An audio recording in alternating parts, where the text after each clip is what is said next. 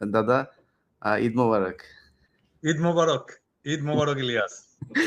ঈদ মোবারক দাদা। কিন্তু সমস্যা হচ্ছে এই যে ঈদের ভেতরে সেনাবাহিনীর লোকজন শুনলাম বাধা দিচ্ছে, তারা আপনার এখানে এই ইয়েটা ভাঙার জন্য বুলডোজার ঢুকাতে চাচ্ছে, সেটা ঢুকাতে দিচ্ছে না। আপনার কাছে এই বিষয়ে আপনি এই পুরো বিষয়টি আপনি দেখভাল করছেন, তো আপনার কাছে কি জানাচ্ছে সেখানে যারা উপস্থিত আছে তারা? না, প্রথমত সেনাবাহিনীকে ডাকা হয়নি।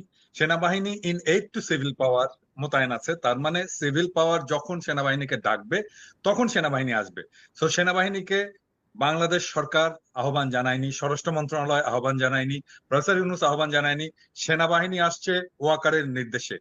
হুম। ওয়াকার দেখাতে চায় যে সে তার বোনের সম্পদ রক্ষা করার জন্য তার সেনাকে নিয়োগ করছেন। এইটা রাষ্ট্রদ্রোহিতা।